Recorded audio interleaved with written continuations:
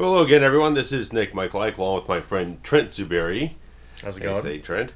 And we are doing a commentary today on the 1979 Walter Hill film, The Warriors, the cult classic. So, guys, this is an audio-only commentary. There's no video accompanying this. But if you want to secure a copy of this theatrical version of the film, not the director's cut, go ahead and hit the timestamp to 0 on your copy and press play now. Classic old Paramount splash intro. Definitely, yeah. Is it still a Gulf and Western company? Viacom. Oh, it's Viacom. Yeah. The Wonder Wheel. It's become iconic from this film. Yeah. Everyone knows it. I think everybody does. Coney Island. I've been on the Wonder Wheel. Like, it's scary, but because it's old, but it's awesome. And it's big. And I only went on it because of the movie, so. Yeah. You're such a huge fan of this film, as am I, but you've got one of the actual vests. I got an actual vest. Produced from the film. Yep, I got an actual vest that was given to me. It was awesome. I really, really cherish that. Probably one of my favorite pieces of merch that I own is that vest. Yeah, and you got the poster too. I got the soundtrack. That's the one thing I don't have is the soundtrack. I picked it up over 10 years ago, at the mall or something. Yeah, one thing that eluded me was the soundtrack, and it's funny. I was in I think I was in a Chipotle or something, and then somewhere to run to, somewhere to hide started playing. And I was like, wait a minute, I know this is not on a Chipotle. Weird soundtrack for a Chipotle. D train to Surf Avenue, Coney Island. Yeah. Cleon.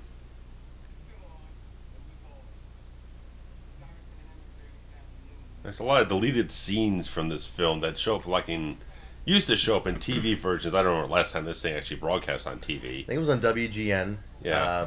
Last time I saw it on TV was about 10 years ago at least. Probably.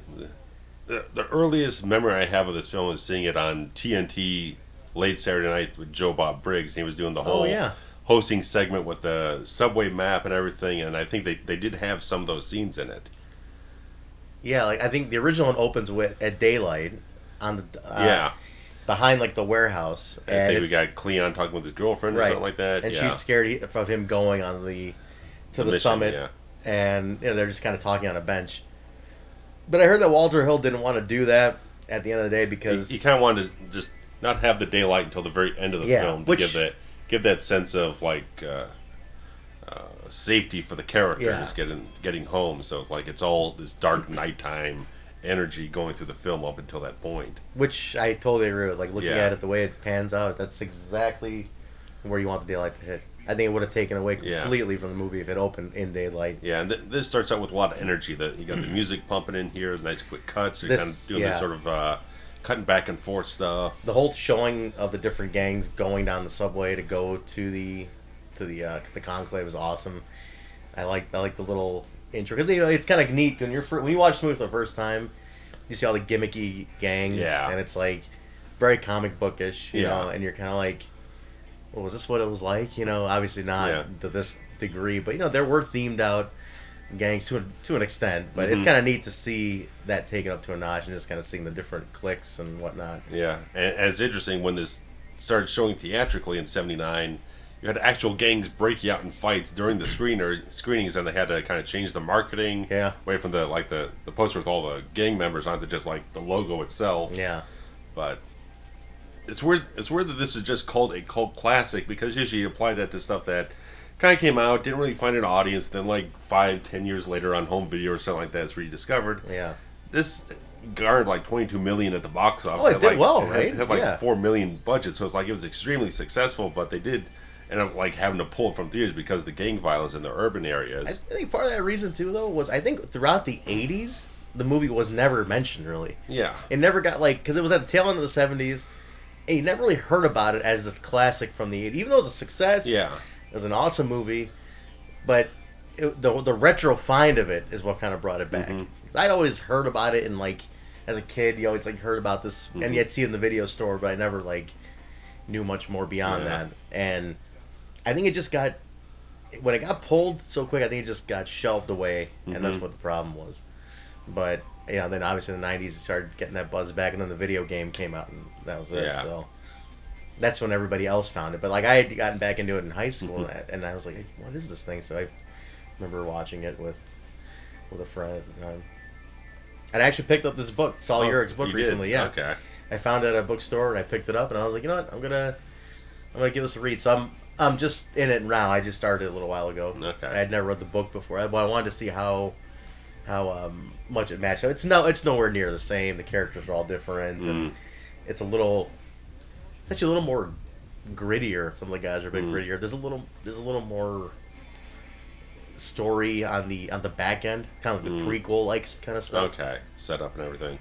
Yeah, which I kind of like that. You know, I think it was kind of cool to get. That's what the video game gave us. If anybody listening to this played the video game, what I loved about the video game was that it basically gave you a prequel and what would have been a sequel to the movie, and it's perfectly written. I thought it was great. Yeah, at least with Walter Hill, something whether it was because Saul Urich wrote it in or something like that, that there was kind of a parallel to like this old Greek mercenary team that get caught deep behind enemy lines and whatnot. So there's this whole battle for them to get back to the place where they felt safe, which was the ocean, which all that is completely paralleled in this storyline. Yeah. I mean, definitely, it worked out to modernize an old tale like that to put in this context. It's pretty cool. And it's kind of interesting. I mean, you got director Walter Hill and producer Lawrence Gordon, who are also working on Alien at the time as producers. Same time as this? It's the same year. So all these guys kind of stitched together and kind of working on these different projects.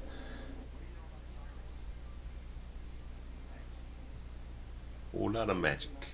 Classic line. This film is so quotable. Just hit the right beats with all the colorful characters, the right dialogue. Everything is really kind of sharp. I like how they set up a lot of the guys right here too. Yeah, very distinct personalities for the most part. Some of the guys like a Vermin or something like that doesn't get as much time to really stand out as much, but they still have their own little niche in the gang. They're really setting up Ajax for a lot. Yeah.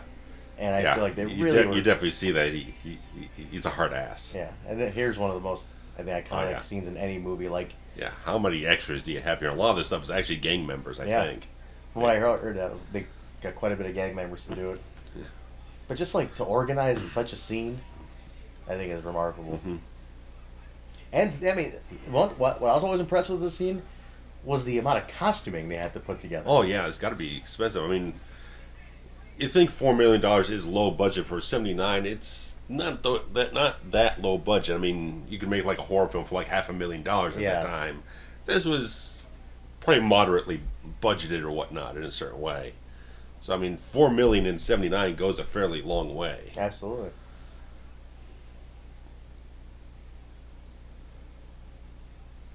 Like serving each other. Yeah, just getting a feel for everything and just again, you mentioned the whole comic book vibe, which is something you kind of pick up on. Maybe some people like myself I kind of like gravitated so much towards like it's a gritty action film. Yeah. I kind of pick up on like more of a comic book vibe later on with the flashiness and everything, but you just see the photography of the film and everything else is very gritty, especially the action. But I feel like this is one of the most iconic opening lines right there. Yeah.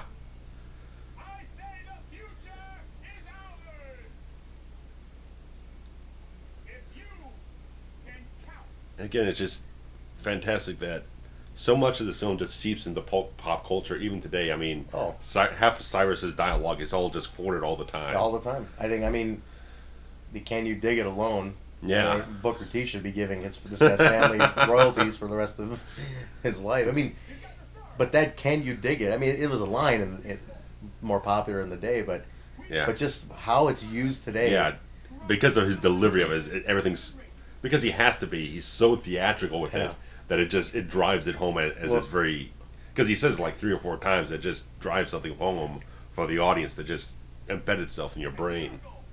But the way... I mean, he's on screen for 4 minutes total. Yeah. And to me, it's one of the most iconic 4 minutes of any film I've ever seen. Yeah. Just the way... There's a line coming up, and that always... I feel it every time he says it. But he's just so great. I mean, he was a stage actor before, I believe. Yeah, I mean, that entirely shows in his performance, because lot of filmmakers would do something subtle, but this guy has to project to a large crowd, and that's exactly what they needed here.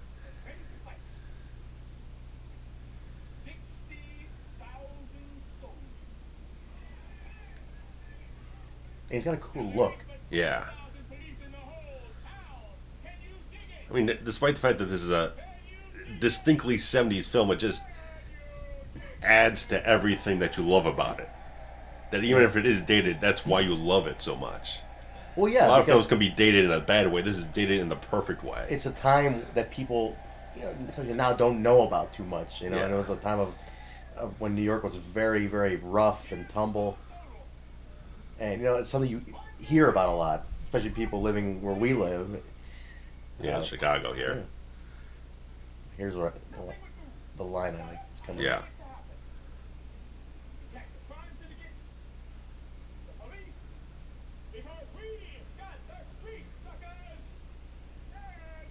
What's that afterwards? Yeah. But just like these shots of like the entire crowd are phenomenal. Yeah. And again, watching this, just like the pace of it all. We're 10 minutes in, and we've already got like a half dozen characters established. We've got the plot moving forward already. The thing just wastes no time. That's what I like about this so much.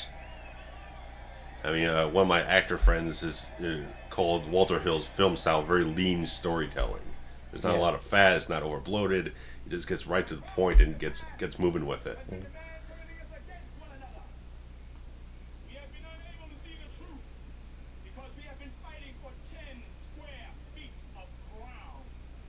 Yeah. This right here. Yeah. He's boiling it down. It's like, it's kind of pathetic what we've been doing. Let's think a little bigger. Let's do something really, really worthwhile. Let's do something that makes us feel like we're the kings of our territory. His delivery is incredible. He's mesmerizing. I'm sitting here. I've seen this movie 150 times, and I'm still captivated by this speech. I almost feel like I'm in that crowd. Yeah, I mean, you just got extras and everything, but they picked the right people to focus in on this crowd. Yeah, because I'm sure there's guys in there who had no idea what they were doing. Yeah, they're just standing around, just kind of whatever. But they put the right guys in the right place to get the camera right in their faces and get the right expressions. Absolutely.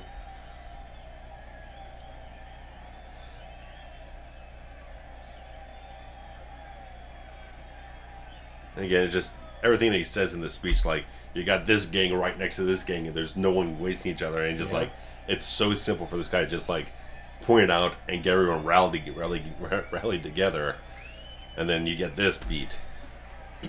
Yeah. Again, the plot keeps moving forward. They didn't waste any time. They really went right forward. Yeah. But this look right here that he gives, that face, the red around the eyes, everything, just like, this guy's no good. He just has a problem with everything.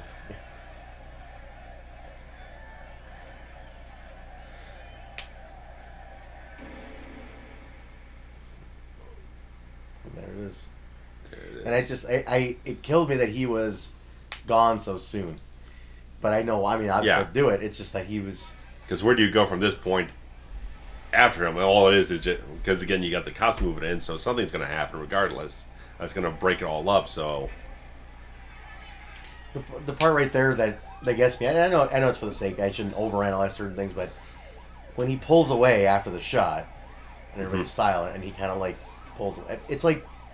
Nobody else saw that, the way he was pointing the gun. It's a little bit of a contrivance there that no one, 10 feet away, heard a gun going off right next to him or something. But yeah, it would have been one thing if he was hiding it or something. Which again, that's a nitpick, but it's at the same time it's one of those things, right? But they shoot it well. They're not kind of pull back and you see so many people. They have the frame rate focus. So the idea is that show this, the rest of the gang was behind him, covering it more. So.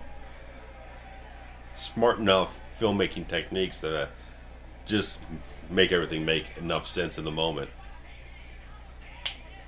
I always got a kick out of the fact that the the riffs were like, it's hard to figure out what the gang is. It's like they're a bunch of black ninjas. Yeah, they're wearing like kung fu garb and everything. But they're wearing sandals, which is like I don't know how seriously you can take a gang that's wearing sandals. They got some moves, I'll tell you that much. He's fantastic. David Yeah, I don't. When I talk about like the cast of the Warriors, I think about like the gang itself. But I think of David Patrick Kelly.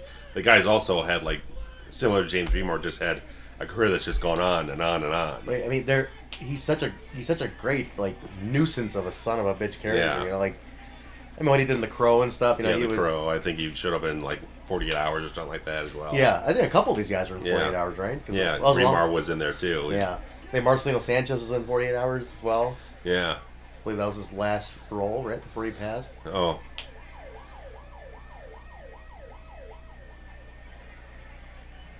Yeah, and I read somewhere about how they coordinated the chaos, the runaway chaos, and stuff like this here.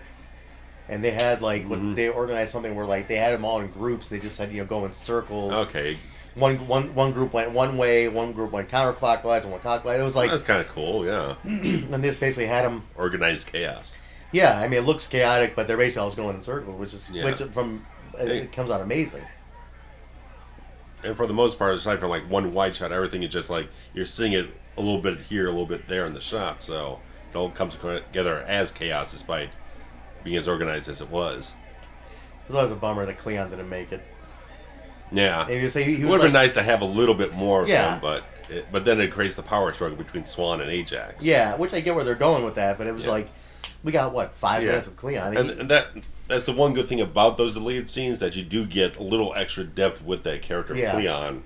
But obviously, it affected kind of like getting the story going and the pacing up right at the start of the film. So. Now, honestly, I wouldn't have minded a power struggle between Cleon and Swan, but the Swan is the good-looking or hero. maybe like Cleon gets injured or something like that, and he's maybe like dying for half the film. No, they don't straight up say that he's dead. No, they kind of allude that he got his ass handed to him, but I don't know if he's actually dead. There's no confirmation of it, just implication. I mean, the only line they say is Cleon's got a bat nicely shoved halfway up his head. Yeah. So again, all they know is he got arrested. Yeah. They don't know he got beat up.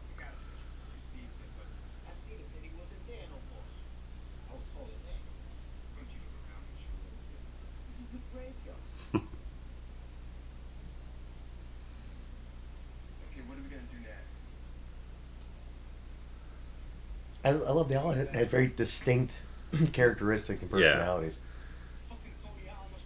A little variation in some of the costumes too. Yeah. Oh yeah. Versus, I mean, Kochi's definitely, but like he's gimmicked up the most. Everybody, I would say, yeah. But like Snow, like I'm surprised the actor Brian Tyler didn't really go on to much. He's a really good-looking guy. Yeah. And he's tall guy. He's got a good look. Mm-hmm. And I think he had some acting experience for us, not too much, but he had his delivery's good. Yeah. For like the soft, the soft, the gentle giant kind of thing he was going for.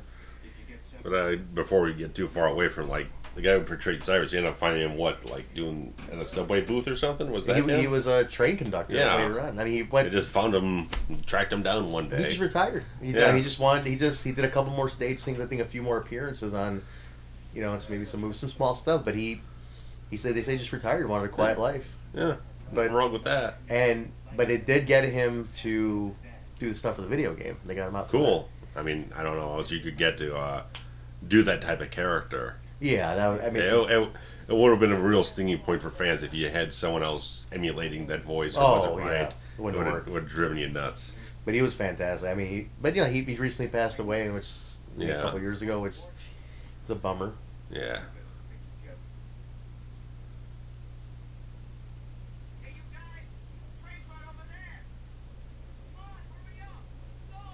The standoff is pretty good.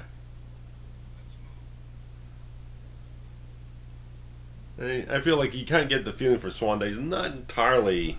He's kind of used to being the second command, deferring to someone else. He doesn't quite have as much authority as like Cleon would, so he feels it's like he definitely has to prove himself throughout the whole film. Well, he always has like a little chip on his shoulder in general. I think they allude to like he's never really happy with it anyway, having to do what he's doing. Yeah. And he just wants to get on with it. Yeah. Yeah, he just wants to just go through the motions and not have to debate anything. Just like have everyone just fall in line. Let's just deal with this.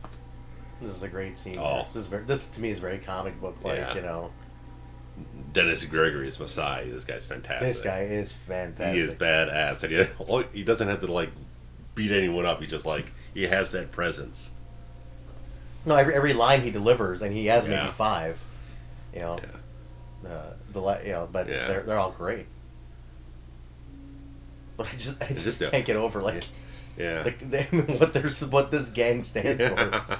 It's like Black Samurai or something. They all look like they walked out of a video for like kung fu fighting or something. Either that, or they just look like they're dudes who were lounging in a smoking lounge earlier with like these awesome robes and sandals on. I mean, he has the best robe of all. Oh, his is awesome. I'd give me that as my bathrobe.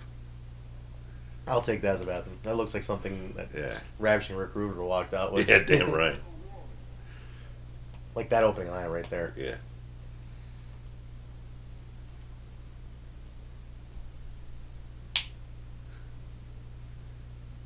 It's great when you open up to the scene, they got just the graffiti on the wall. How much art direction they had to do for this film to do all the graffiti and everything is just very painstaking. This liner is awesome. Yeah.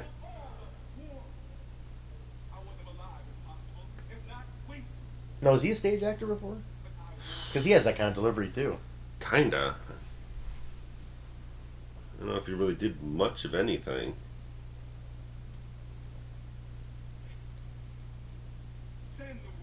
I think going back to the graffiti, I think old school New York, it wasn't hard to find buildings that just looked like that everywhere. And Lynne Thigpen here, she passed away as well. Yeah, she did. She was a wonderful actress. Yeah, I saw her in another movie recently too. I can't remember what it was, but the voice is so distinct. It's so recognizable. Yeah.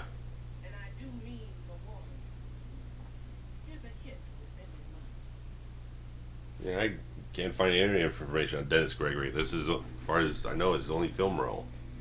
Must have done stage. Possibly, because the way he delivered that. I mean, he could have just come out of nowhere. Yeah, he had some kind of experience beyond that. In those days, New York was full of just these diamonds in the rough like that, man. You could get a guy. I mean, there is such a theater scene in New York, regardless. I mean, just all over the place. Yeah, you could get a guy like, I need you for a day or two of filming. Yeah. Here's your lines, and they could just nail it on one. I mean, yeah, with him, I mean, probably only needed him for a day or two, really. Just in that where the heck that was, warehouse or whatnot. They filmed and then the at the beach at the end. That's it. Pretty much their major times. Guy in the middle looks like Lawrence Fishburne. A little bit, like a young Lawrence Fishburne.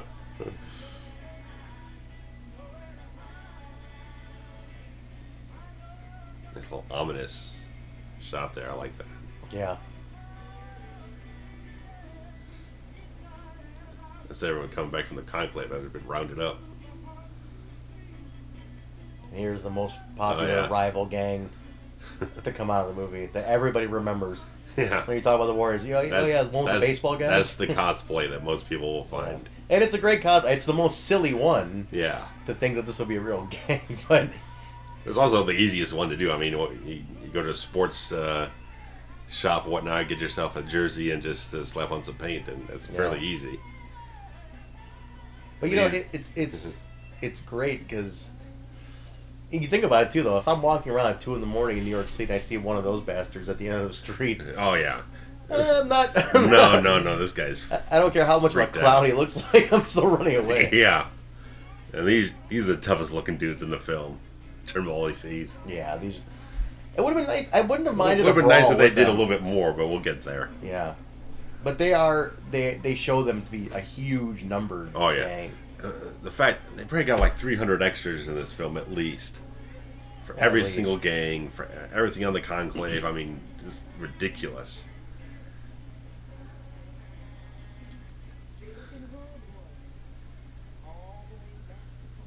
Her narrative throughout is a nice timekeeper. It kind of keeps you they're still looking for him. What's going on? And it's like, it's an easy way to know that how the riffs are getting the word out to everyone. Yeah. Because, I mean, back then, all you guys telephones, or someone run around the city and talk to all the gangs. That's an easy way to let the audience know how the word is getting out to, 20 gangs out in the city to hunt these guys down.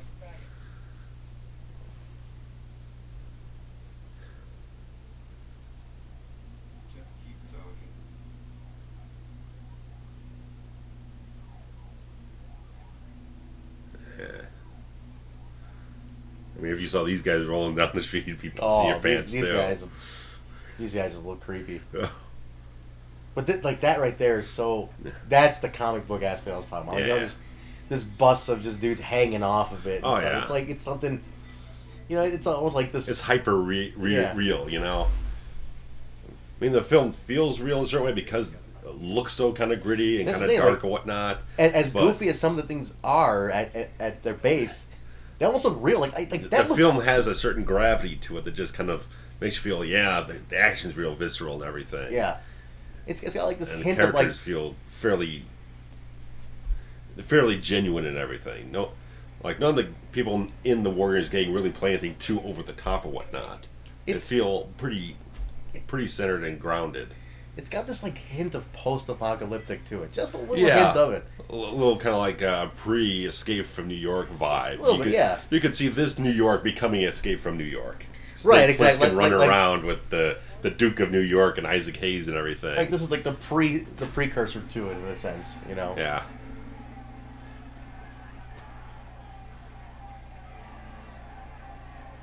Again, everyone's got custom clothing. They got these denim jackets with logos on the back. They made like costumes for like 30, 50 different gangs in this whole thing. Oh yeah, I mean Costume designer went overtime to get this stuff done. what I said earlier about the fact that the detail, the attention, they each had a distinct logo. Yeah. If you notice, like on the back of their jacket says their logo. Yeah. The Furies have a logo. Everybody's got a cool like logo that they designed for it. So the art department on this was phenomenal. Yeah. And credit to the Warriors logo, which is amazing. The skull with Yeah. the wings and stuff is a Hey, great Jack logo. is giving him the finger because he has to. I mean, Ajax is the total asshole, but you really kind of like him. Oh, you love him. You love the shit out of this guy because he is. just takes no shit from anyone. That's why you and like him. pays for it, but it kind of sad when that happens later on. Yeah, but he's the anti-hero. You know, and that's we're in an age where the anti-hero's cool. Oh yeah, I mean the '70s was anti-hero exploitation with Dirty Harry, French Connection, everything was anti-hero.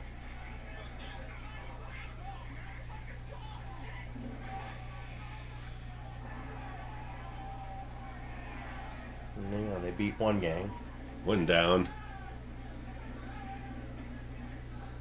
I mean, look at the Turnbull's logo. That's awesome. Yeah. You know? Almost like a little Harley Davidson-esque. It's a desperate dude. Desperate Snow, Calm, and Collect. He's one of my favorite. He's the most underrated character on the Warriors to me is Snow because he doesn't say much, but what he says is like he's iconic. Yeah. He's been a lot of fun too. Cochise. Cochise.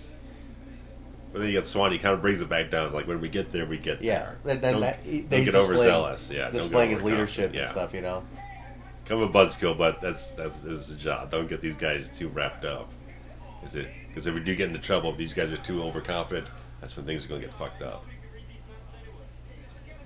Was Cochise the actor that played his what's his name again? I saw he was in NYPD Blue a bunch. Is it David Harris? David Harris. That's it. Okay. Yeah, David Harris. Messiah. That's the look that he gives. The guy doesn't have to move a fucking muscle to just have a presence on screen. It's he's fantastic. Fantastic. Just the whole thing with the big sunglasses, just everything. The Great photography actor. of this film is just wonderful. Shit, this train's half. Yeah. Fucking impossible. What the shit are we gonna do? Oh, this sucks. Constant spaz. Yeah. Set that goddamn fire. That's nice. Fox brings up that it's not probably not an accident. Someone did that on purpose. Exactly. Yeah. Someone's thinking ahead on you guys.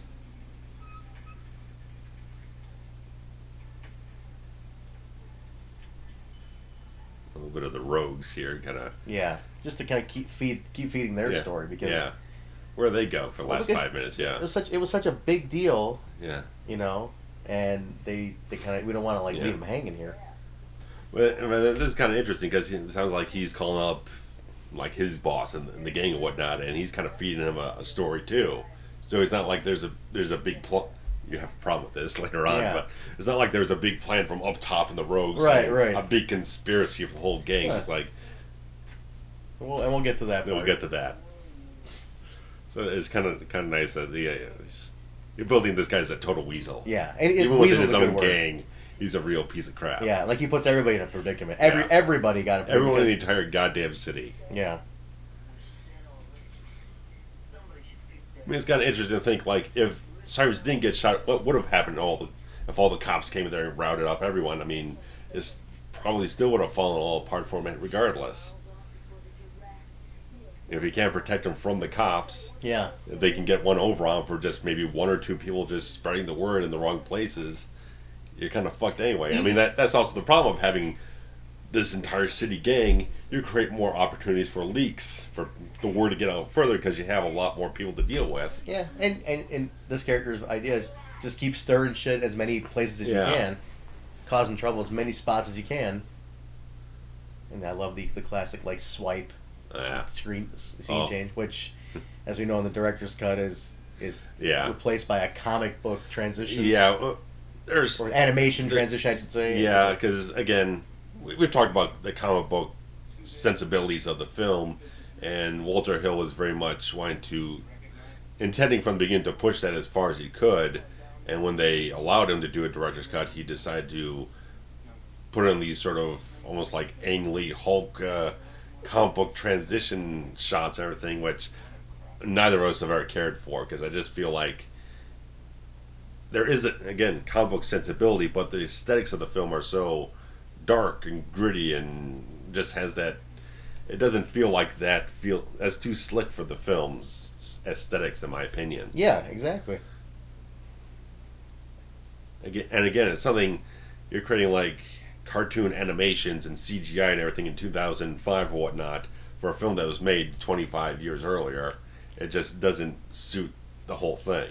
Did he give a reason why? I know that maybe it's like modernize it, but what do you mean modernize? I mean, even back then, he wanted to be like have a title card at the beginning of the film saying in the near future whatnot. He wanted to make it sound like it was futuristic or whatnot. So he had other feelings about the film that didn't get into the final cut because I guess the studio probably said that's not really how we feel the film should be marketed. I'm glad they reeled him off of that, because Yeah. I feel like it would have taken away from it so much. No, I mean maybe we wouldn't have known any better. Yeah. But from this perspective, Mhm. you know. We got the orphans here now. Yeah. Solo on the map, right? I mean, cast this actor pretty well because he's got that kind of He's got the lazy eye. lazy eye. Kind of looks a little kind of Well, out there's- of the gutter type of thing. But he did good. I mean, Yeah, he's given good. the role, He's good. like I believe that he was just like a gutter punk, you know, Yeah, pretty yeah. much. But he did fantastic. Like, Yeah. like- But I like how they're kind of puffing him up a little bit. Oh, your orphan's a real heavy outfit. Yeah. yeah. Fuck all. Yeah, this guy's got a chip on his shoulder Yeah. about like, hey, He's definitely got a bit of that New York accent. So this is by no doubt this guy was local. Look at that fro. yeah. Who's got the better fro, him or Rembrandt? Oh.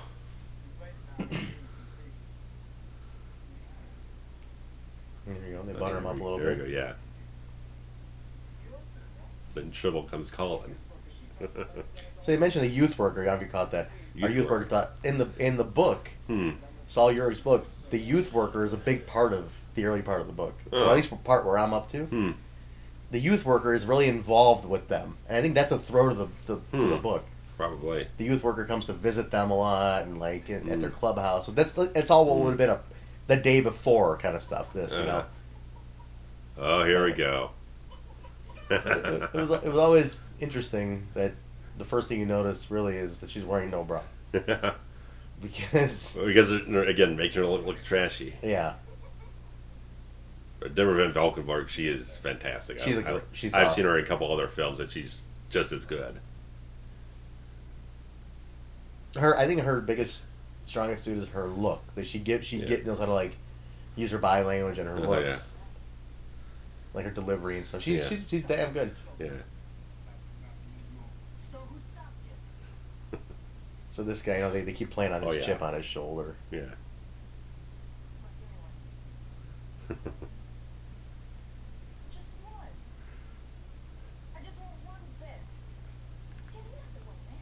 I mean, she's also a shit stirrer too, you know. Oh yeah, she's so much so.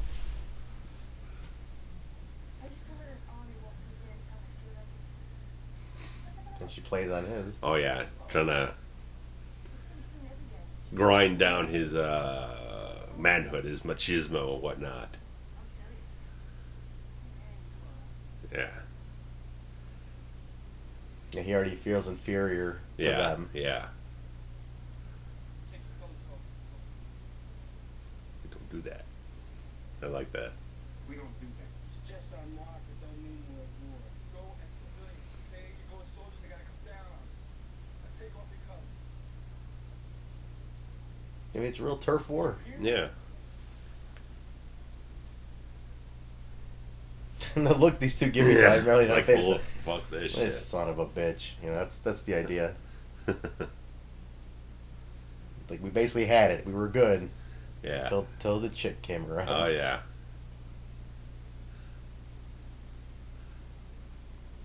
We're not gonna hide who we are just because. Yeah, I think it's Age actually says that's nothing but trouble. Say, Yeah. You know what that is? Trouble.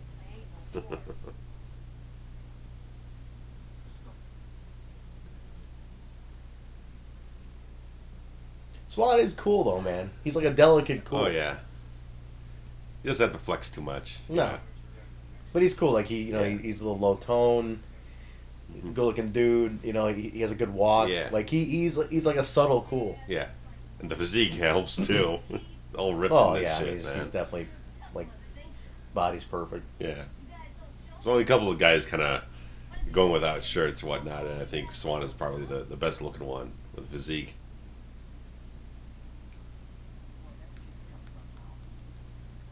And that's it. They're out of the turf essentially, but you know they were Yeah, already. I mean, well, it's all what it turf would those take guys got like a square block, probably. one street. Yeah. But no, they had to cause the issue, and Yeah. here we go. March out of these lame fucks territory right now. Yep.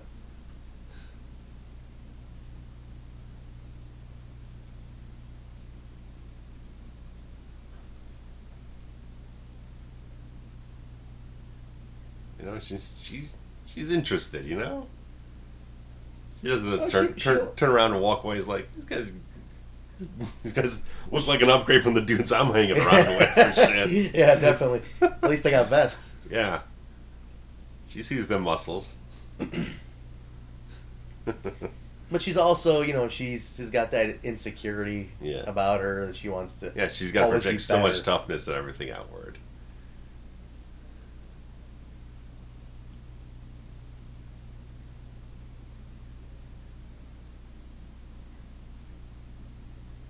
And it's interesting. I mean, there hasn't been that much action in the film, but it still feels like you've had so much energy in the film so far. Yeah, and we barely really got off the ground, to be honest. Yeah. I mean, we got the plot, but nothing major happened. This is the first coming up is gonna be the first The like first spike like of kind it. of a little bit of bombast. Because the turnballs, it was just a chase. There was no real fight. So Yeah. it's just kind of building things up a little bit. It's not like you got one big action sequence and everything just kind of. Walter Hill really kind of built the film in a certain way where you can get a crescendo as the action and the tension goes on.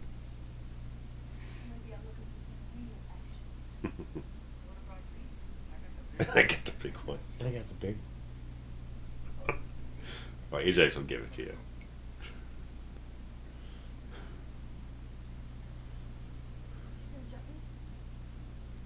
Maybe we are the blood You. Real tough Real chick. tough. That's one of my Love favorite that lines. fucking of the line, movie. man. Real tough chick. This guy's running inside to grab some stuff, and what they grab, like straight razors. Well, they're low end. That's the Yeah. worst they can do. Yeah, that's the best they got, man. One reason Warriors ain't got much of anything is because they went up in peace. Well, yeah, they Yeah, followed the code, right? They Yeah. didn't have anything. Otherwise, I'm sure they'd be packing some guns or some real knives or whatnot. You got the Molotov cocktail. Yeah. At least they had something.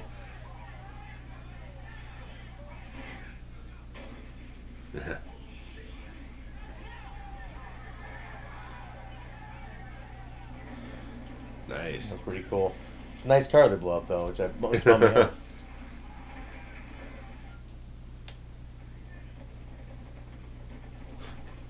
Like the beat coming up here. Yeah, you see Mercy's running with Fox. Yeah, they were. So Which now we they're talked- setting that up. Like he took control of her. Yeah.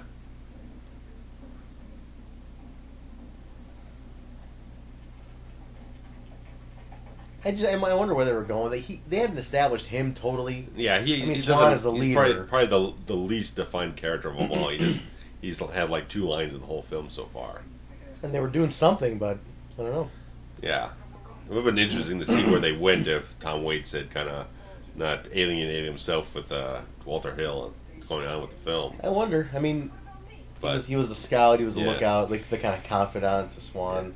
but because you got, I mean, the chemistry between Van Valkenburgh and Michael Beck is incredible in this film. I think it's absolutely Yeah. fantastic.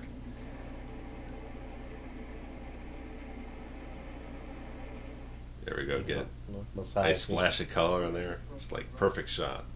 This whole time Beck ran into it. Yo, they're not allowed that work. They rumble anyway. They got wasted. They got wasted. Yeah, I like the line earlier when they finally get in the car. It's like, what the fuck are we running for? Yeah. One of my favorite These lines. little sons of bitches. Yeah, What the fuck are we doing?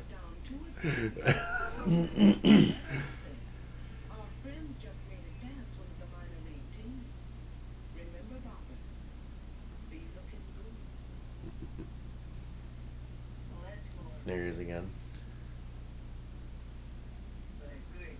I like how they just kind of condense all this stuff. Like, the incident with orphans happens, and this person gets the information, that person gets the information, then we move on with it. Yeah. It's not like they stretch it out and have it be redundant 5 minutes later. It's like, let's get it all done with like 2 minutes and get everyone up to speed and keep moving forward. Yeah.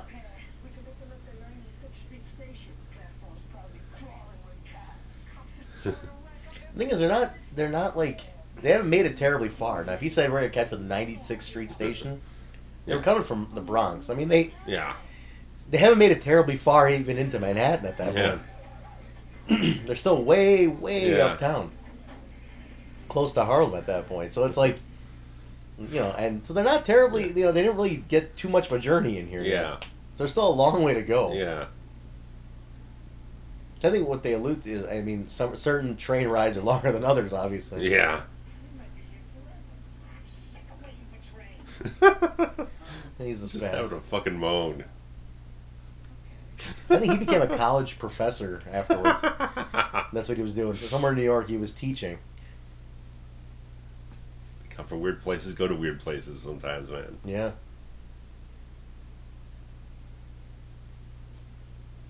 That's I mean, certain stations, I guess, are better than others, but there's like nobody on this There's platform. jack shit. It's probably like 2 a.m. or something. Even still, in New York City at 2 in Yeah. the morning, Yeah. there'd be at least one drunk I'm- guy crawling yeah. on this, Some drunk that guy. platform. Yeah. I'm sure they're probably shooting this late at night anyway. Yeah, and they just were. Cleared out the entire place.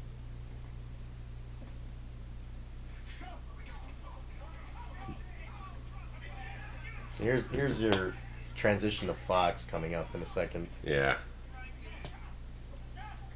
Which ends up being a bit Well, anticlimactic the way they anticlimactic in terms of the execution. You can definitely see what they ended up having to do. So Fox is running with Mercy. Yeah. But even then, up to this point, they've had no. They've had nothing, yeah. They haven't done anything with To the them. point where he's like grabbing her hand, or it's like Yeah. you didn't even care to bring her with you, and Yeah. what's the involvement with him all of a Yeah. sudden? Like he's like concerned about her to the Yeah. point he's grabbing her. They haven't. It'd be interesting to see the original script to see where they intended to I have would that love to get go. my hands and- on that, yeah, to see what the idea was. Yeah. Let me see, like every shot you see, he's grabbing her Yeah. hand in the back. Yeah. And I believe this is the scene coming up where they show him and Mercy running down the stairs Yeah. in a second. And from what I understand, Yeah. it's 2 different actors completely. Yeah. Like the one from the yeah. shot You're from the not back. seeing his face at all. It's a stunt double. But even the back, her back is a different Yeah. actress. Oh. That was the fact. I think Yeah. they what they did was they shot that running down the stairs scene completely with her Separate. double. With There's her, even like a jump cut there, probably to cut around the stunt double. Yeah. showing his face to camera. Because you can see that And they her got hair, little- that when they're showing her back running down the stairs, her hair is completely different. Yeah. And it was her stand-in. And then this was the stunt double Yeah. for him, too. But then, like, the front shot was her running with the... And you see the guy Yeah. shields his face. Yeah. Because by this point he had quit. They had to kill him Yeah. off. But yeah, it was like a bit of a brutal killing, though. Throwing the guy on a Yeah. tracks on a moving train. I was like... It gets the point done, and they don't have to be too dependent on having the actor there to show it. They don't really They mention... just throw him off screen more or less, and just that's it. But they don't really mention Fox at all afterwards No. either. They kind of like... He's never mentioned. Like this, Well, no, because oh yeah, where's the Fox? And then where's the Fox? And then they kind of move on with that. But they kind of get to it. I mean, he was such a confidant for Swan, and it's not like Yeah. they didn't say maybe he got arrested. he's the guy who has him walk up to the orphans with him. Yeah, So they were trying to give him a little bit of a slight bit of stature in the group. I guess there's some realism in that too. You know, where they kind of, Yeah. like you are going to lose people along the way here. Yeah. Notice the Chase logo right there. You see in the background. It's the one that Chase Bank. Chase Bank logo back in 78, 79. Yeesh. Same one they're using today. Yeah. This shot's great. Yeah, I love it. I Just love coming up over the hill. That's awesome. Yeah. Like the way the camera was lower, Yeah. and just seeing them emerge from that hill was Yeah. great. From what I understand, these are all stuntmen too. who I'm played sure they the- were. Yeah. I mean, They- they do the most, some of the most physical stuff in the film. Yeah, and they're all stuntmen, so they just gave him a spot. I bet a lot of that graffiti was actually real. Oh, well, I'm In, sure. in the 70s New York, definitely. So. Oh, I'm sure. They didn't have to do too much dressing up on these things. No. This is one of those. Now they've popular all scenes. scrubbed it clean. That Yeah, New York is a very, very different place now. gentrified. Yeah. The music here, the score, yeah. the running away score is great. Yeah, I just all the music in this film is so perfectly of its time. I just love it so much. It's got that It's John, the guy that did the music was Yeah. Barry very Dvorak, right? Yeah. Yeah, he did a great job. Like just Yeah. capturing each moment, Yeah. I think was really It's cool. got the nice 70s synthesizer type of thing going Yeah. on. A little bit of a funk in there, a little bit at times. Yeah, a little almost A little funky, little disco-y. It also has Yeah. some ominous elements. Just really cool stuff. I just love all the songs they put in here. Just add to that. Is this the running away score on the soundtrack? Did it make it on there? Yeah. Hey, that's pretty cool.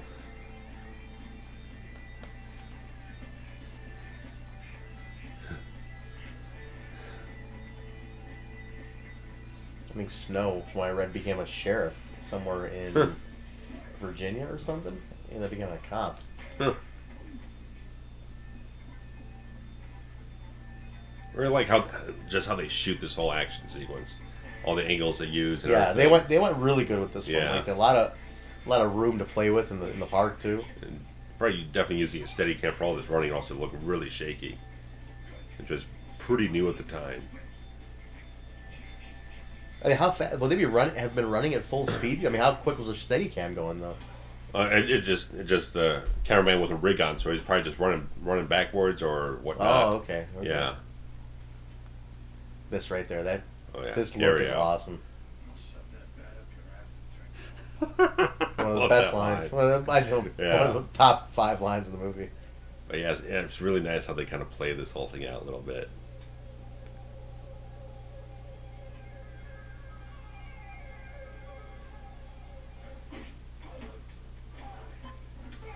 I do like that there was a slight code of gang honor Yeah. in how they fought, because they left it 1-on-1. Yeah, they don't have like 5 guys piling on one or Right. something. It was like the strange code of honor between the gangs, and they did Yeah. it like in all sequences in a way, to an extent. Like that. Yeah.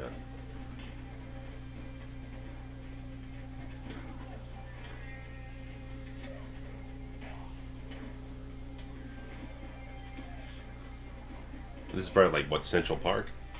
No, No. this is a different park. This is I've been to this park. I can't remember the name of it though. Yeah, you've been to New York. I haven't. So Yeah. several times. But I should know the name of this park. I cannot remember the name of this park though. It's a very nice looking one. No, it is a really nice one. Yeah, it's still sunken in. I can't remember. Its name's close to my mind. I think it's Gramercy Park actually. Gramercy Park, I believe is what it is. But be nice Gramercy riffs. Probably why they're named Gramercy riffs. Yeah, that's most likely it. Now they're armed. Which is kind of a cool thing. I mean, you beat someone up, then you take all their weapons and everything, so they kind of... It's nice that as it goes along, the film adds a few more elements. Oh, yeah. They give them something more to work with.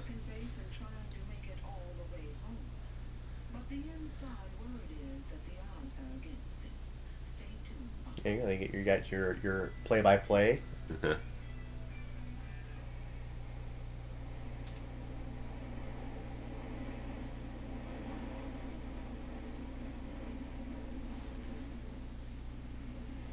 Station at Union Square.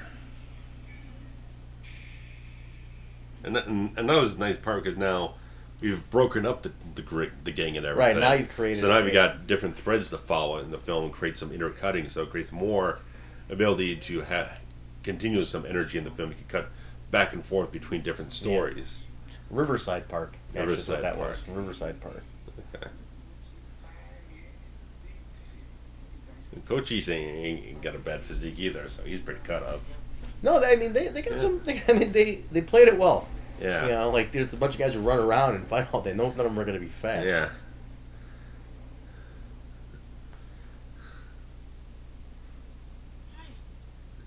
I really like with them is that they all have colors out with the tie-dye, but it's kind of covered up, so you don't really pick up on it right away. Yeah. So you got a group of four and a group of three. Mercedes Rule. I think this might be her screen debut. What's something else she had been in that's prominent? I'm not sure. She's a good-looking lady there. She's got I like the feathered hair, the very 70s feathered out cut.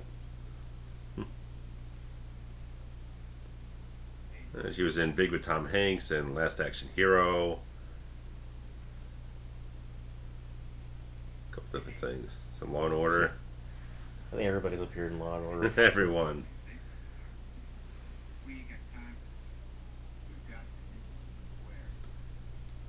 Union Square, which is my favorite place in New York. I love Union Square. It is like a midpoint in a way too.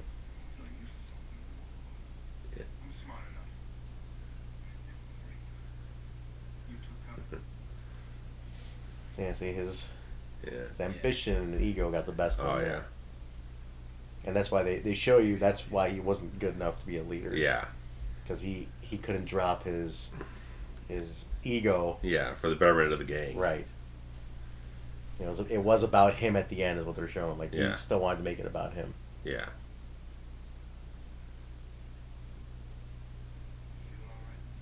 What that was threw me off here. He said that he ended every sentence with "lady." If you caught that. Yeah. He's trying to be Mr. Charming here, just to kind of warm up to her a little bit, you know. It was an overkill. The word "lady," though. Every damn sentence ended with "lady, lady, lady." Well, here there, he's probably gonna start calling her a chick or whatnot, or something more abrasive.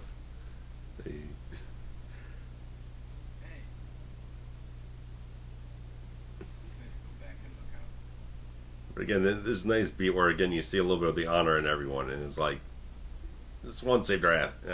Ajax saved our asses. Let's look out for him, you know. Yeah. He's an asshole, but you know. Well, he's their brother. You know, they're gonna look out for him.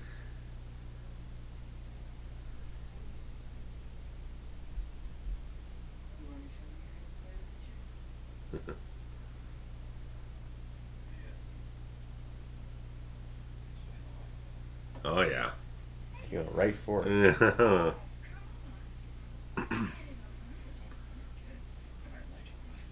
I guess this was the scene James Remar actually did the not this particular part, but when he gets chained up and everything, that's when he auditioned for it, and he he really went at it. He cuffed himself to the conference table, lifted the whole thing up. He was flaying around. So Yeah, I mean, that got him the part. yeah. I understand. yeah.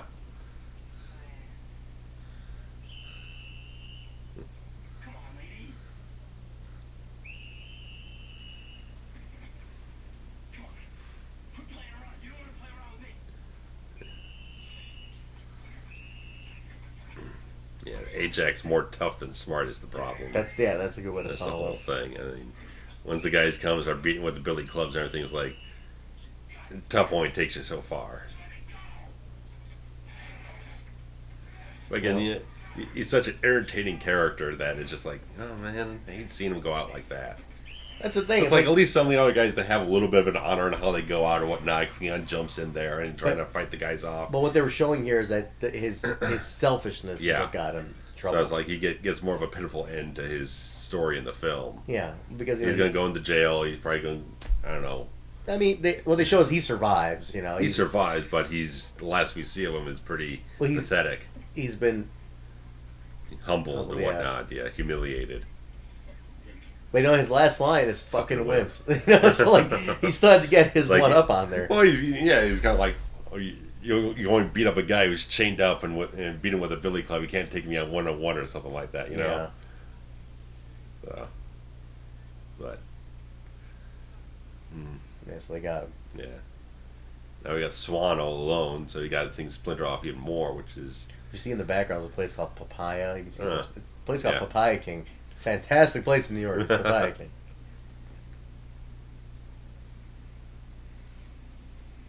He's running solo.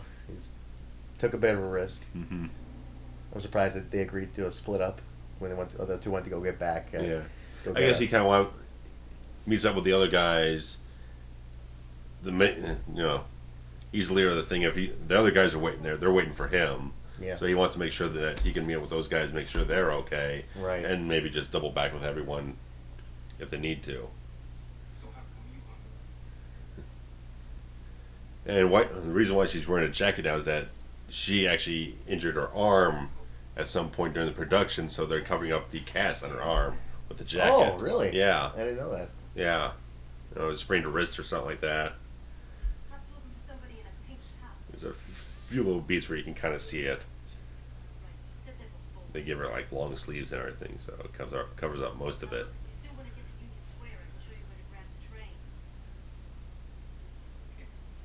So keep in mind, just for a little detail, I guess, Yeah. they're at 96th Street and they're going to Union Square, which is 14th. So they have a long way. Before the Union Square is where you can change to go to Brooklyn, right? So Yeah. that's the idea. But it's still a long train ride from Mhm. 96 to 14. Mm-hmm. You're looking at 82 blocks. It's a lot of blocks. It's a lot of blocks. I mean, they go fast, but it's a lot of blocks. It's still a long way to go, especially when you're sitting around waiting for a train. You don't know Yeah. when it's going to get here. And there's several stops in between that, so Yeah. keep in mind, they're still nowhere near where they got to be. Yeah.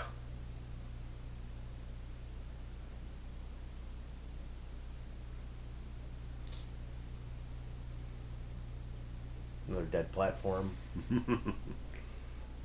All the extras they have in this film. Yeah.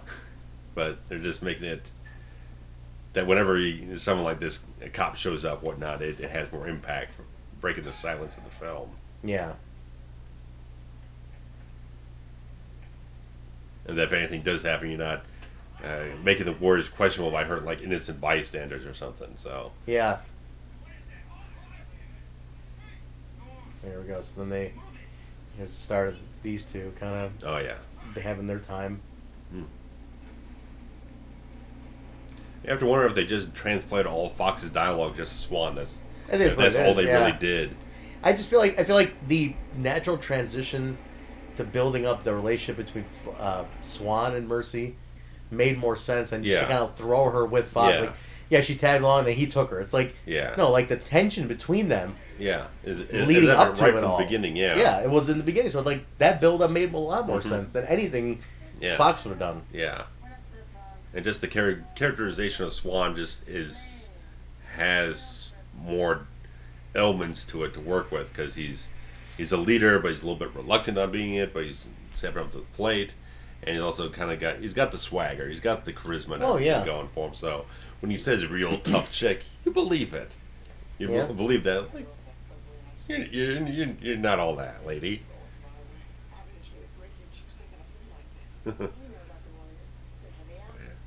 Furman leading with his dick. Yeah. Almost like what the Warriors were doing to the orphans earlier, saying, "Oh, you're a big Yeah. outfit, everything. We heard of you." Well, and yeah, shit." he's the gullible, Yeah. lovable idiot. You know. Yeah. No, okay. So one thing, maybe I cleared this up earlier. I don't remember. Are they all supposed to be lesbians? Actually, I'm guessing that. that's the idea, right? Like I mean, they say that but they're just luring our them guys in. are up in Brooklyn, which Yeah, I mean, Hint, just, hint. it's a way to like lure them up, I guess. But they say all our guys went up to Brooklyn for some kind of meeting and whatnot. yeah, Hint, hint. They know about the meeting, but they probably hung back or something. right, exactly. Or they're affiliated with some other gang and they went up and took the brunt of shit. There's a scene where the two girls are like dancing pretty Oh provocatively. yeah, that's. I I think it's pretty overt. I think is that the hint of these are that's And, actually like and they're called the Lizzies. the Lizzies, right? Kind of. What was the idea that they are Yeah. a lesbian gang that's just Yeah. putting on a front to lure them in? Yeah. Is that the idea?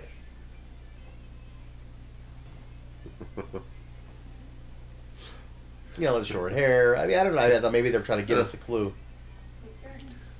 This is a great outfit. What clique is this? Well, Lizzie's. Lizzie's. Hey, great. Just great. I like that. I like it. Glad to hear. And then that She zoom plays in it and pretty that well. look. Yeah, Yeah. she played that well. Mm-hmm. Man, we got to come to this. Part of the time more often. And at this point, you could use a little comedic relief. Yeah, you know? need to lighten it up a little bit because I mean, Because it's been very intense and everything. Just give them a little. Let these characters breathe for a little bit and everything because you've had so much Ajax and Swan and stuff Yeah. like that. Give the other guys a little These, something and these are to toy the around with. they're a little charismatic. Why Yeah. not? Cochise is like what he sees.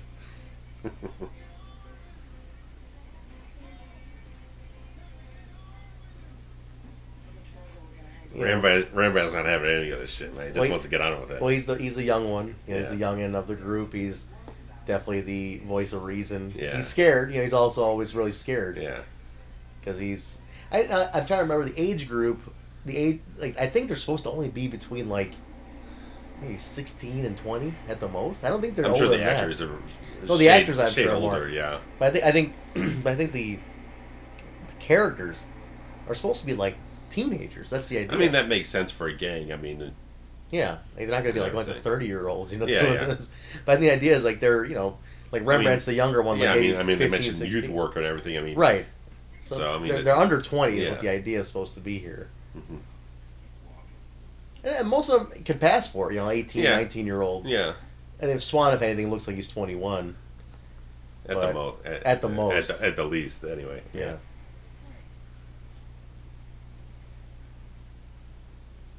I would imagine Michael Beck was probably at least 25 or so when he made. Yeah, I don't think they were terribly far off. The film. from Yeah, the he's age. just in like a film with Sigourney Weaver and whatnot. So I mean, he had a few roles ahead of this. And he did Xanadu after this, didn't he? Yeah, yes, he did. Killed his career after that. You hear about names so much. He's done some TV guest roles and whatnot over the years too. He still looks good. He looks pretty good. I mean, for his age, he's probably like 60, somewhere in his 60s by now, I'm sure. That's or slightly under. I mean, but Somewhere close to that maybe range. his early 60s. Yeah, but yeah, I mean, he still pretty much looks the same. Yeah. He's a pretty healthy guy. Yeah. I'm shocked he hasn't had more activity, but Yeah. some of these guys just played off this. Maybe you can play off the fame of this movie, really. Yeah, I mean, one of the TV roles I saw him in was one of my favorite science fiction series was Babylon 5, and he shows up as like this reanimated assassin or whatnot in the episode. Mm-hmm. But he's still pretty good in it. Looks almost dead the same as he does here. And that's like 15 years later. But yeah, I mean, just the chemistry between these Oh two, yeah, the the natural tension I mean, was yeah, incredible. as fairly good of an actor as Tom Waits was, this would not have worked. That's exactly that's what I was because thinking. Fox is too much of a weak character, just a weak-willed, and he doesn't have the strength of Swan. He'd be too much of a pushover. He's soft, like he's a Yeah, delicate type yeah. character. Swan's got he's tough, man. He can brush. And she's tough, and yeah, you yeah. want them to play And off each it's other. that toughness that kind of brings out the vulnerability in the two of them.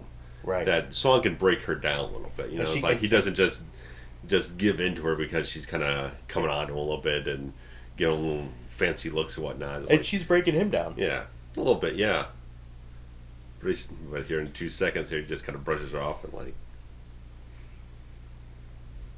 Well, She just wants to get it on. He's just trying to stay as focused as he Yeah. can. He's like, we got a thing to do here, Yeah.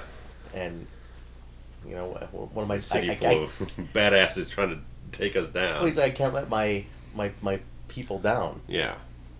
I can't get distracted by Yeah. some like what he called Fox called earlier, some chicks who shakes her ass, you know. Yeah. Some horror shakes her ass is what he Yeah. called her. But still, I mean, yeah, they're laying it on kind of thick here and everything, but you get that tension, that everything between them. I mean, like, again, Yeah. right there. I like the timing. He gets of, like, into his, like, no, I can't do this. I like the can't timing get of the train Yeah, nice little back. ending right as soon as he Yeah, pulls off the yeah. kiss is a pretty good move. Please. And she's, like, desperate for it. She just wants to get it on. She's just, because that's her programming. Right, that's all she knows. That's all she knows That's how to. how to That's get the only people kind like of her. relationship she knows how to have. Otherwise, she has no idea why people would like her. Yeah. She's probably used to getting abused and used and disposed of. You know, and I don't like that Swan says you're just like everything else that's gone wrong tonight. It's all bad. It's all bad, yeah. And he just and that bruises her already low self-esteem a little more. And that's one of the qualities I really like about this film. It's like it's all just one night. It's all condensed. It's just this one journey across this bad night. And I like films that just have that kind of urgency and the energy and everything. It's like There's a real talent in a script Yeah. that can do that all in one night. yeah. Right? And yeah, I mean this is this is fairly overt.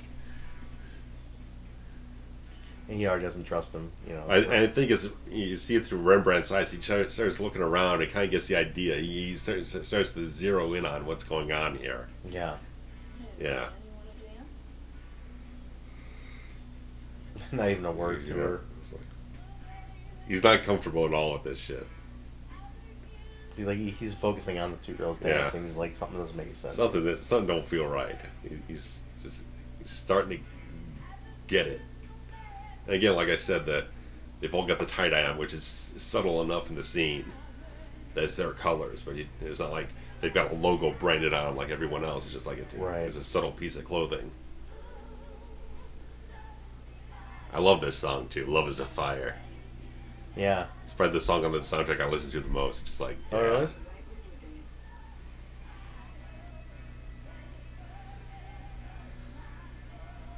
Oh, here we go. Oh, yeah. Till shit's about to go down. Here we are. Fair line, the film's coming up. The guys that shot Cyrus. The chicks are packed. That's my favorite line. The chicks are packed. The chicks are packed. There's a chair shot in here that rivals anything Terry Funk ever did. Coming up in a second. Yeah, I mean, Pretty. yeah, pretty these epic. chicks are tough. They're laying into them, man. Yeah. Look at this. Seen those That was a Yeah. hardcore chair shot. The chicks are also a lousy shot. There's two guns going, not Yeah. one hit. Yeah. So one of the guns we've seen in the whole film too. Well, besides the Yeah, the gun that besides kills Luther killing Cyrus. But it's interesting. They don't go chasing after him or anything. Like they're kind of smart. They're not going to run out in the street Yeah. and attract cops and whatnot. It's like They had their chance. That was they it. had a chance. We're not going to go raising a scene and get us put a mark on ourselves. And this is the point again where they found that everyone thinks they shot Cyrus. Yeah. Why everyone's kind of jumping them. think we shot Cyrus. There we go. What are you talking about out there? I think we shot Cyrus. The gang in the city must be looking for us. Oh shit.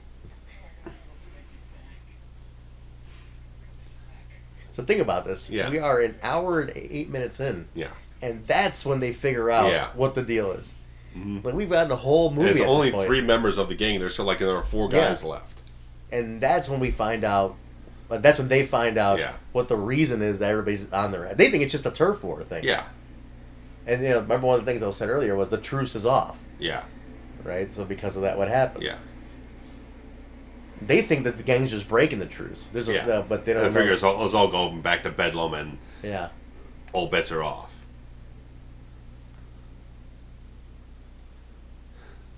he's just solo and he Yeah. alone still. He doesn't even have his bat anymore. When the heck did he lose the damn?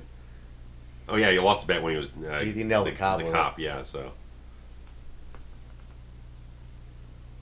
this is kind of interesting. All these shops in the subway and everything. I always found that kind of unique. Yeah, like full on clothing shops and things like that. It's a very classic thing. Yeah.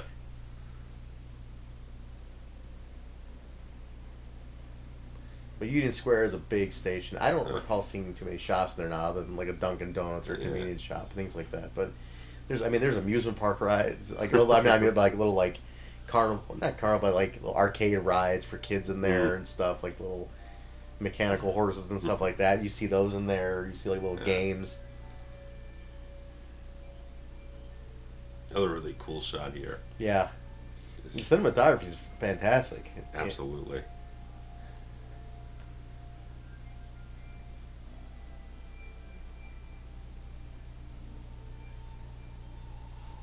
He's wandering around you. So now, Union Square is a pretty busy station. So I don't know if it's me this dead. Yeah. But I kind of, you kind of don't care. You kind of like it that it's. Yeah. Again, if you had a bunch of people walking down to kind of diffuse the tension you're trying to build up, and right it is here. the tension. You're right. It just this isolation. There's no one else around. It's just him and this other dude. They got far more of the gimmick here. The Yeah. The white gang with the overalls. Yeah. And roller skates, which is a kind of an interesting little thing. It's like the roller skates is, it's their gimmick. It's silly, but it's their gimmick. Yeah. And it's interesting. I mean, pretty much every major gang we see in the film gets named on the screen, but this one doesn't. No, but they're the punks. Okay, That's the gang name. You never get that though. You're right. Yeah. The Because Furies. there's pretty much no one left in the gang to call in. Yeah. To the riffs at the afterwards. Well, the only reason you get the Furies is because you see the back of the guy's jersey. Cops got Ajax. You don't know about Swan. Look, Jesus. Are you sure about Ajax? Real sure. I bet he went out swinging. Mm-hmm. You better go look for Swan. So you got 5 here. Mm-hmm. God, I can't believe We started out with, what, 9? So I was 9. You've lost. Fox, 5. Leon, Ajax. Yeah. Yeah, that's it. So 8. Remember, 8 guys. 8 guys, 8 Yeah, guys. 8 guys.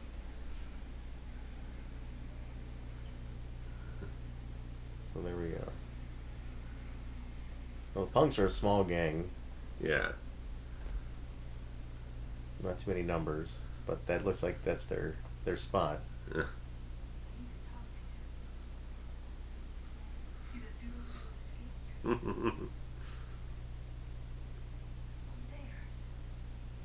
He's after you. He's got some guys. They're standing It's like, like, close. it's like I'm sure they can hear what Yeah. you're saying. It's like They're like what, 12 feet away from you? it would be nicer if they were a little bit further. Yeah. What are you gonna do? Now I got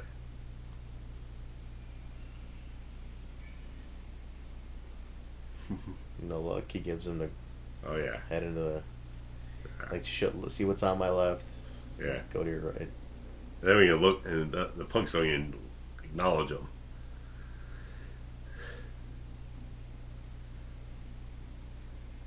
I think one of the things also I liked with the Warriors, it was a very diverse gang. Yeah. You know, you had the black guys, you had the white guys, you had the Hispanic guy. It's like Yeah. you had a very diverse group. Everybody else was almost a little bit too. With the exception of the Turnbulls, I think was a very diverse one Yeah. too. Yeah. Everyone's pretty stark in what they're because typed everybody. into. Yeah, there was the black gang, and there was the hi-hats, which was the mimes, and then you had the Huns, which never get named. I know about them. They were like the Asian ninja gang or whatever. They showed them just going to the subway. Oh, okay. Wait, I stand corrected. There's a little diversity in the punks. Okay, I must have missed that. Yeah. There's at least one black guy in there. Yeah.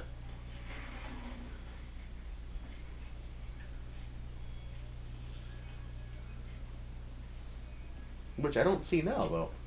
Did he not walk? He gets hit later on. I think they crack Really? a bat over Okay. his ribs or something. Because was he just for that walk-in? Because I don't see him now.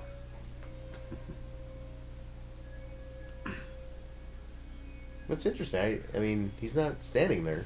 Yeah. Oh no, he's in the back. He's Okay. in the back, yeah.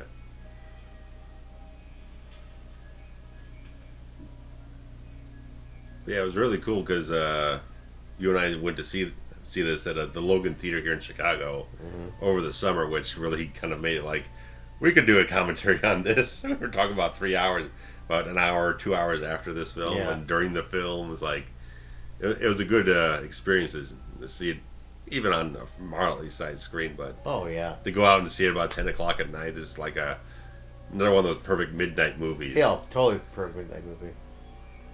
And it's just the tension building. Yeah. There is just awesome. This is the most brutal scene in the whole film. I think this is the best fight scene in the Yeah. film. Because it's just. I mean, like they kicked the shit I mean, out of and these this guys. this is finally seeing at least what's left of the gang Yeah. in full force. Everything else has been a little more piecemeal. Yeah. But This is this is a Showing just how badass this gang is. and from what I understand, this is the scene that took the longest to film, like 3 days. Oh, This no was doubt 3 with- days of filming right here. Apparently. I mean, the volume of camera setups and angles they have here. yeah.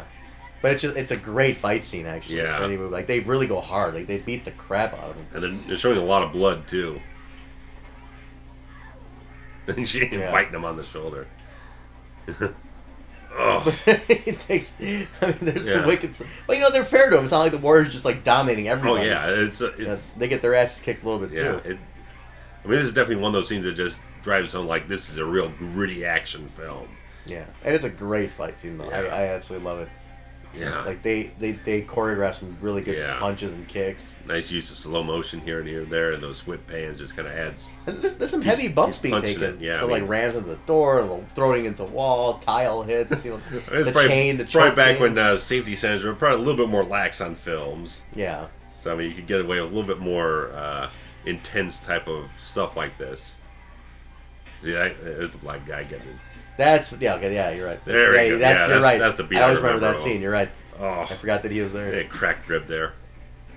And And that's is it. it a nice slow mo shot there? Yep. Good stuff. Overhead throw into the stall.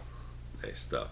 Now this is a scene that what I thought was interesting. I wasn't sure like Wasn't exactly sure if this guy's part of the Rogues. that's what okay yeah that's what I always Because thought. never really seen him anywhere. It's not like he's wearing his colors, so it's like I was a little I little wish ambiguous as to what it was. like I wish he came out as part of the Rogues. It was like I don't want any part of this crap. Yeah. And I just wanted to like I mean, he's generally dressed that way, but it'd be nice if he had like the jacket on that had the yeah logo on the back. because we don't know Kinda anything drive about it like home. did he just happen to be standing there? Did he see it? Yeah. Look for nothing. We've got somebody here you want to talk to. He says he saw who shot Simon. Yeah, a little ambiguous on it. Yeah. I really would. I think it would have added a nice twist if it was one of their own in turn. Or if this guy, if he was part of the Rogues, just give him like a close-up shot at some point to kind of like Yeah. connect the dots between the two scenes or something. Because Now they've made it This is- to the train. This yeah. is like you Yeah. got your train, no, they just ride it all the way to the end. and they look. It's like they didn't get wasted, but they don't look like winners Yeah, either. you no, know? no, they're exhausted. All we gotta do is just figure out a way to go steal. But this is a nice sort of bookend beat here. What I like about this, Where Snow says, "Yeah, you take control of stuff, but then what's worth stealing? What are we doing it all for? What's the point to it yeah. What I like about this scene is like you think it's over here. You know, you think like, oh, they got there on the train, they're going home, all? Yeah, but it's not over yet. yeah." And this is interesting moment in the film. Yeah, It's almost like a real domesticated life intruding on this urban warfare type of stuff. It's I guess that was what they're trying to show. It's like the life they they could have. they could have or envision having. Like a nice, happy, and then And then you see these two. It's just like they look like they've been dragged to the gutter all night, which they have. Especially her, because I mean, she's seeing the stark opposite of her life. And it's not something you typically imagine they kind of throw this kind of moment into an action film like this, but no, but the film's so rich with character, and it wants to have so much care put into its characters that it has these moments where it just develops them a little bit here and there, and you get more insight into them. But this right here is a Yeah, just really like, iconic scene. Yeah, just Like, you know, she, Yeah. as a woman, as a girl, you know, she Yeah. wants to, even though she Yeah. looks like hell I've been through it, but she would still Yeah. do something to Yeah. fix herself up. And Swan's like, no, don't. Don't feel inferior. Yeah, Yeah, that's okay.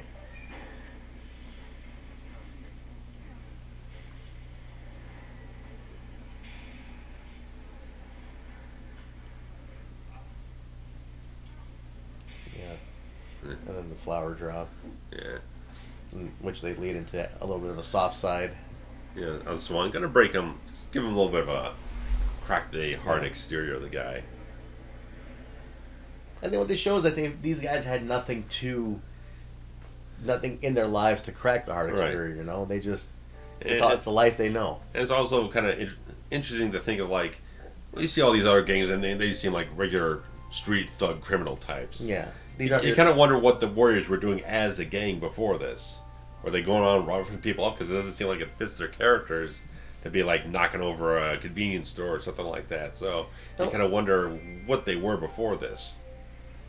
you know, they might have been one of those gangs that, you know, a lot of gangs in the early days were just like social clubs in a way, you know, Yeah. neighborhood social clubs. I mean, it turned more violent down the line, but you know, they might have been still on that Yeah. note. And plus, this is Still only alive. a section of the whole group. Because again, it was only 8 representatives. There could be another 20 people in this gang somewhere. That's the idea. I think that's what they're trying to say. It's only the top 8 get to go. Yeah. What's this for? I just hate seeing I think that line's a metaphor Yeah. for everything. Yeah. And here we go. And yeah, just like this is the sobering moment of the whole film. He was so caught up in all this shit. I mean, right there, it's like, what was the point of all this? Yeah, Maybe I'll just take off. yeah. And again, this nice character development that you've lived with these characters the whole time. It's like you feel like after the film ends, like, I mean, as like the Joe Walsh song ends up saying and everything, there's got to be something better out there for these guys. They can't just be toiling around in alleyways and Yeah. in this dingy fucking place doing nothing. It's like you like to think they go on to something a little nicer, but Shot the cyclone in the back. Yeah. Wonder Wheel. So I imagine what they're showing is like maybe, you know, 6 in the morning here. yeah, it's no- it's not glamorous. It's It's just rained the night before. It's still kind of shitty. overcast and everything. I mean, they probably shot this like during the fall or something like that to get all that nice overcast in the scene or something. Stay right on their ass. Right on your ass. He's just such a good weasel. Yeah, You know, they're in the home turf. They know Yeah. where they're going, where they Yeah. have stuff stashed.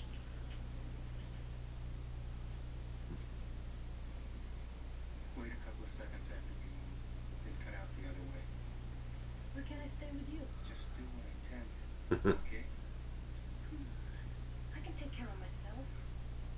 you know, every moment they have together is just pure gold in this film. It's like an old married couple arguing. Yeah. Come on, I can take care of myself. But you can see the affection between them. It's like he cares about her. He does, He yeah. doesn't want her to get hurt or anything, but she doesn't want to run away. It's not her style to run away from something. And there we go.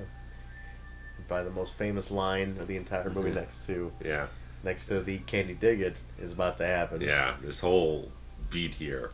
Which I heard he got from his neighbor when he was a kid, this creepy old man. They used to live next to him as a kid. And he remembered it. There we go. That's how they build it up here. It's like you don't know Yeah. exactly what the fuck this sound Yeah. is. At first, I think it's part of the score for a second. Yeah. You know, you're like, what's?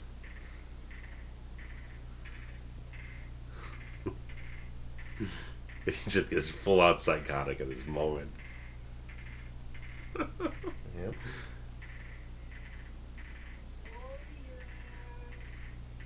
You almost expect like between scenes, Luther's just like doing lines of coke or something. And it looks like he's been up for 3 days doing so.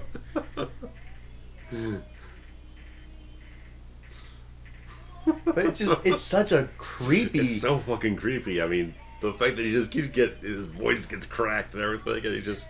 But who thinks of that? Put your 3 balls in your fingers. It's like what kind of like odd thing is it? And it's so iconic. His face is getting all beat red and shit. I mean, I do it. Whenever I see 3 empty bottles around, the guy. You can't help it. I just You do can't it. I'll help just do it. And there's people who catch it, in public. They'll know what I'm talking about. Oh, you stay behind me. I'm gonna take him out to the sand. What about you? You ready?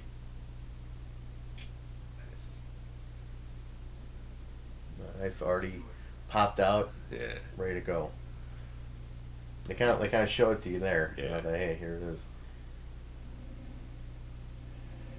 Again, and it's nice again how they built the action sequences. Where right like 5 minutes before this, you just saw them beat the shit out of the punk. So you know they can handle themselves. You know they can Yeah. take these guys out if they want to.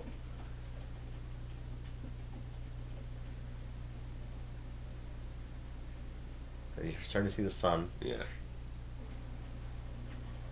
This looks like it was shot on a different day. It's a lot more sunny. This almost like midday at this point. Yeah. But who knows what the time duration is supposed to be? It could have been an hour before they went out there, or maybe a half hour. But Yeah. between them coming out to the same, you never know. But this pan around, it's like Yeah. been through some shit. That's like, all right, Yeah. well, this is it now. Yeah. There's nothing else we can do here. There's nowhere else to go. We got to make a stand. I mean, it's like the metaphor. Like, we're at the water. There's nowhere we can go run now. Yeah, and again, that was the thing with the Greek mercenary team and everything. Is like the whole tale was like, if they can get themselves to the ocean, they feel like they've gotten home, and which is exactly what Swan said. Here we go. No reason. I just like doing things like that. And I to this day I can't understand why that was the only reason, and I wish they gave some kind of reason. And like I was telling you before, even if the reason they gave Luther was no one's gonna tell me what to do, I'd have been fine with it. But the fact they said no reason, it's like, well, what the hell is the point of all of it? You just shot the guy. I mean, I can get it that they just want to drive home the fact that this guy's just He's out of psychotic. his fucking nut. Shot went off, which throws me because everybody's standing behind him. Yeah. So it must have really been a bad shot. I like this beat when he pulls the Oh, knife out and like, just wipes it on his hair. That's awesome. That's just insult to injury. Like you're gonna take your own blood onto your Yeah. hair. Pathetic little weasel. And then he's a little pussy, he's a little weasel. Yeah. And his boys did nothing. Oh yeah, they're. I had a friend of mine who referenced this scene right here, where he's like, while these guys are standing down there by the water, nobody noticed that 500 black ninjas just walked up on a beach and just stood there watching the whole thing. Not one person said anything. There's literally 500 guys who just walked up. And then you got Messiah. They ditched the kung fu gear and they're just like, we're going straight badass here, man. I mean, but he's such a great, the way he stands and like everything. He's a cool character. This look. Mhm. I like the mirrored glasses Yeah. and everything. We found what we're looking for. And it's such a great, the way he looks at him, that slow stare. Yeah. Oh, you're in the shit now, boy. Warriors. You warriors are good. We are good. There we go. The best. It sums it up. The rest is ours. I believe that's the last Nice. line, right? Last warrior line is the best. It's a good way to end it. Yeah.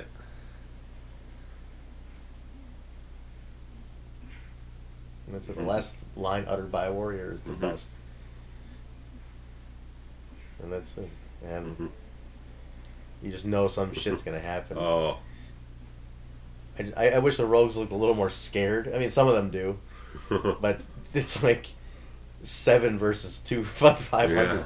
Yeah. Oh. Those croquet bats or something. Or- Hockey and croquet, you name it, they had everything there. Mhm. Turns out that the early reports were all I love this part too, what she says here. Yeah. that group out there that had such a hard time getting home. Something Yeah, it's like, Sorry you know, about that. every gang say tried to kill you, but yeah, sorry Yeah. about that. You lost a couple guys along the way. Sorry. Perfect song to end I it. love this song. The way they walk it off is great. Mhm.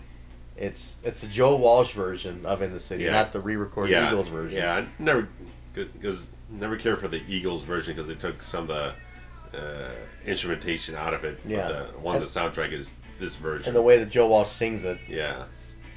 And it reflects a little bit more of the rough quality of the film. Yeah, you got a little bit of the light Congo drums in, but this walk off is Yeah. beautiful. And they're playful and stuff. Yeah. And I heard that Oh yeah, said, they kept walking just and kept- walking and walking. They just said, keep going, and they just didn't know when to stop. Like, Didn't are know, we done? Are we cut? Or what's going on? And they just kept walking. Where's Swan and Mer- Oh, there they are. Okay. Yeah, they come up last. Are they holding hands? I don't know Yeah. if I caught that. They are holding hands. Yeah. Like, I never caught that before. Turbo ACs, man. Yeah. It's It's, cool. They got, it's nice. I mean, a lot of these guys don't even have lines in the film, but they give them No. credits for them. They're just kind of cool. It's just great. Apache Ramos and Paul Greco is the skinny, the leader, and Apache Okay. Ramos is the Afro because Ramos makes an appearance at that reunion Okay. at Rolling Stone did or whatever. Mm-hmm. I mean, a lot of these guys are local guys still. You know, they just Yeah. dudes who maybe did one thing. Actually, the Punks Yeah. are credited. So they're the only gangs that actually get credit. All those, then you got the cops. Quite a bit of cops. Sonny Landham. He was in Predator. Oh, He really? was Billy, the old tough guy who gets killed Joe- off screen. Joel Silver is the Yeah. associate producer. I mean, they had One of big the biggest names. producers of the 80s. Yeah, they had a lot of big names in this movie. Yeah, I mean, I think Kathleen Kennedy's involved in this movie too, isn't she? I don't know. I didn't. I thought Haven't she was. noticed. Maybe I'm wrong. I thought she had some involvement in this movie too.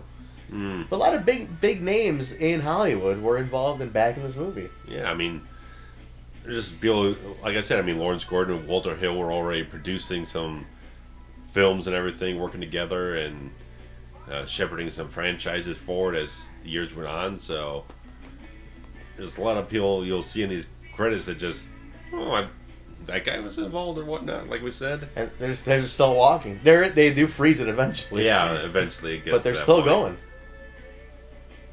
But it's like that. It's a little bittersweet because there's no Ajax there. They Yeah. lost Cleon. They lost Fox. They lost a few guys on it. Yeah. But at least we're saying that these guys are probably going to be better off after this night. Yeah. After everything they went through, they're going to be. I think they I mean, paused like at we least. see with Swan, he's a little reflective, saying like, maybe there's just something better out there. Again, like how the song is saying, everything, Yeah. which is the lyrics of the song are perfect for the film. And then they end it with the two of them in the shot, Yeah. I believe. There we it is. go. Yep. There's the freeze frame. Yeah, not too many credits, not like today where Yeah. you have 200,000 people working Yeah. on a movie. That was a pretty quick, Yeah. quick credit run. Yeah. And that's it. Yeah. And my favorite movie of all time. Yeah. Well, guys, thanks for joining us on this fantastic commentary. We appreciate getting your comments about this wonderful cult classic film and all the things we had to discuss on this. So, thanks, guys. Thanks. And take care. Bye.